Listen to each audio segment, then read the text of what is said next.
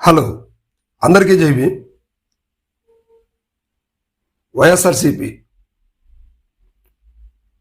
ఈ నెల 11 అంటే ఈ రోజున ఉమ్మడి ప్రకాశం జిల్లా సెంట్రల్ ప్లేస్ అయినటువంటి పొదిలి, అంటే అది ప్రస్తుతం గతంలో దర్శి నియోజకవర్గంలో ఉండేది, ఆ తర్వాత మార్కాపురం నియోజకవర్గంలో ఉందన్నమాట. సో అయితే అది ప్రకాశం జిల్లాకి సెంటర్ పాయింట్.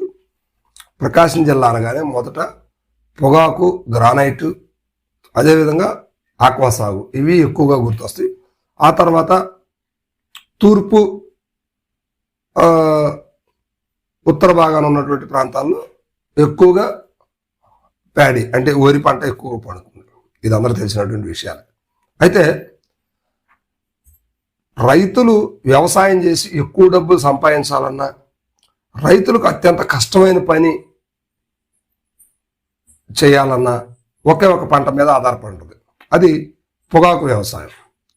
పొగాకు మీద అత్యంత ఆదాయం వస్తుంది, అత్యంత నష్టపోయి ఆత్మహత్యలు చేసుకున్నటువంటి వాళ్ళు కూడా ఉన్నారు. సో ఇప్పుడు 2024-25కు సంబంధించి పొగాకు వేసినటువంటి రైతులందరూ కూడా ఒక రకంగా ఇప్పుడు లాసులోనే ఉన్నారని చెప్పుకోవాలి. విపరీతమైన రేట్లతోటి, మద్దతు ధర లేక, ఇటీవల నాకు తెలిసినటువంటి కొంతమందితో నేను మాట్లాడితే రైతులతోటి పొగాకు చెక్కులు వెళ్ళినటువంటి చెక్కులు కూడా బోర్డు నుంచి తిరిగి మళ్ళీ వాళ్ళకి రావడం జరిగింది. సో ఇది చాలా దారుణమైనటువంటి విషయం అనమాట. అంటే ఒకానొక సమయంలో మనం చూస్తే రైతు బాగా బతికిన సందర్భం ఏదన్నా ఉందంటే 2004 నుంచి 2016 దాకా, అంటే అప్పుడు కాంగ్రెస్ ప్రభుత్వం ఉంది. రైతుకు రుణమాఫీ చేసింది, రైతులను ప్రోత్సహించింది, రైతుకు మద్దతు ధర ఇచ్చింది.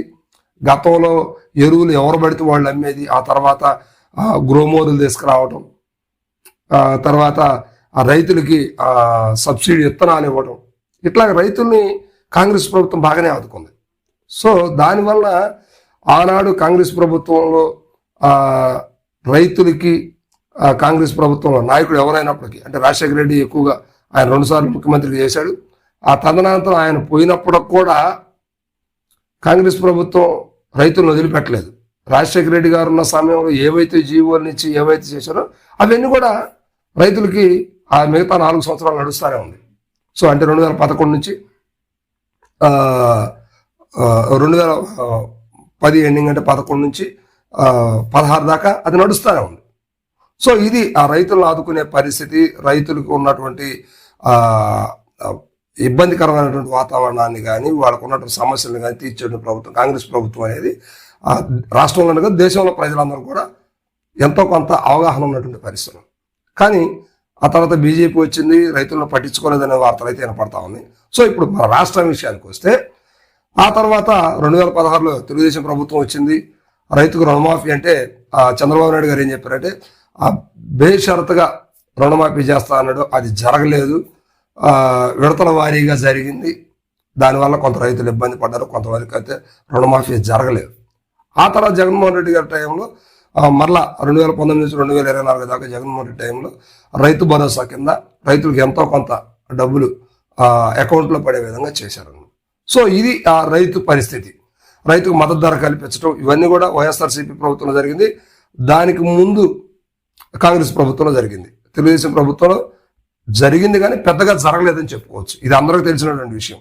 ఇది ఎవరిని ఉద్దేశించి ఒకరిని హైలైట్ చేసి ఒకరిని డిమోట్ చేసి మాట్లాడే పరిస్థితి కాదు. సో ఇప్పుడు జగన్మోహన్ రెడ్డి గారు ప్రతిపక్ష నేతగా ఉన్నాడు. సో ఇప్పుడు పొగాకు రైతులు బాగా ఆత్మహత్య చేసుకునే పరిస్థితిలో ఉంది. పొగాకు పెట్టుబడికి విపరీతమైనటువంటి లక్షల్లో ఖర్చు కనిపిస్తూ ఉంది. కానీ పొగాకు రేటు మాత్రం చాలా తక్కువలో ఉందన్నమాట. వెళ్ళినటువంటి చెక్కులు కూడా తిరిగి వచ్చే పరిస్థితిలో ఉంది. ఇలాంటి సందర్భంలో రైతులు నిలబడే పరిస్థితి లేదు. సో దాన్ని పురస్కరించుకొని పొదిలి కేంద్రంగా చేసుకొని పొదిలి పొగాకు బోర్డుకు సంబంధించి ఈ రోజున జగన్మోహన్ రెడ్డి గారు అక్కడికి రావడం జరిగింది. సో జగన్మోహన్ రెడ్డి గారు రైతులను ఉద్దేశించి ప్రసంగించడం మాట్లాడింది. వారందరిని కూడా రైతుల్ని దగ్గర వేలల్లో, అంటే వాళ్ళు ఎస్టిమేట్ చేసినంత మంది అయితే కాదు, కానీ మొత్తానికి ఆ యొక్క ర్యాలీ అనేది విజయవంతంగా సూపర్ సక్సెస్ అని చెప్పుకోవచ్చు. విపరీతమైనటువంటి రైతులు, అభిమానులు, పార్టీ శ్రేణులు అందరూ కూడా రావడం జరిగింది. సో ఆ జగన్మోహన్ రెడ్డి గారు అక్కడికి ఆ వేలం కేంద్రం దగ్గరికి వెళ్ళేసి ఆ రేట్లు అవన్నీ కనుక్కొని ఇంత మద్దతు ధర ప్రకటించాలని చెప్పేసి వాళ్ళతో మాట్లాడి వచ్చినట్టు కూడా తెలుస్తుంది. సో ఇదంతా కూడా కామన్గా జరిగేటువంటి ప్రక్రియ. కానీ నిజంగా రైతుల కోసం శ్రమపడి చేస్తున్న ప్రభుత్వాలు ఎవరు ఏంటనేది ప్రజలందరూ కూడా తెలుసు. రైతులు అమాయకులేం కాదు. ఒకప్పుడు రైతులు అంటే అక్షరాస్యత లేని పరిస్థితి. ఈరోజు గ్రాడ్యుయేట్స్ అందరూ కూడా వ్యవసాయం చేసే పరిస్థితి అయితే మనకు కనిపిస్తా ఉంది.